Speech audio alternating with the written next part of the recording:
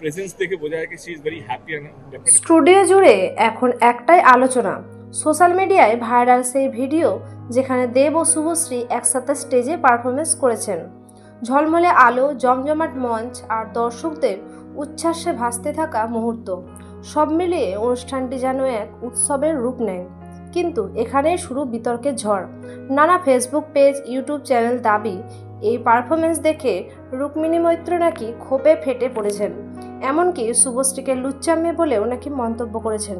শুধু তাই নয়, আরেক দফা গুজব ছড়িয়েছে যে দেবকে উদ্দেশ্য করে রুক্মিণী নাকি বলেছেন, আমাকে ঠকানো হয়েছে। এদিকে অন্য প্রান্তে রাজ শুভশ্রীর সম্পর্ক নিয়ে উঠছে আজগুবি খবর। কেউ বলছে রাজ নাকি এই ঘটনার জন্য অপমানিত বোধ করছেন, আবার কেউ বলছে সম্পর্ক ভাঙনের পথে তারা।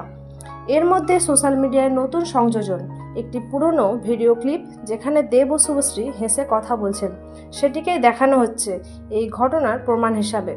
কিন্তু খোঁজ নিয়ে জানা গেল পুরোটাই গুজব। কোনো প্রকাশ্য সাক্ষাৎকারে রুক্মিণী এমন কোনো মন্তব্য করেননি। দেব, শুভশ্রী, রাজ তিনজনের সম্পর্ক স্বাভাবিক আছে, কোথাও কোনো ভাঙনের ইঙ্গিত নেই। ভাইরাল হওয়া ভিডিওটি পুরনো ও প্রসঙ্গের বাইরে ব্যবহার করা হয়েছে, তাই এই খবরের আসল সত্য একটাই, এটি সম্পূর্ণ ভুয়া ও ভিত্তিহীন। ধন্যবাদ।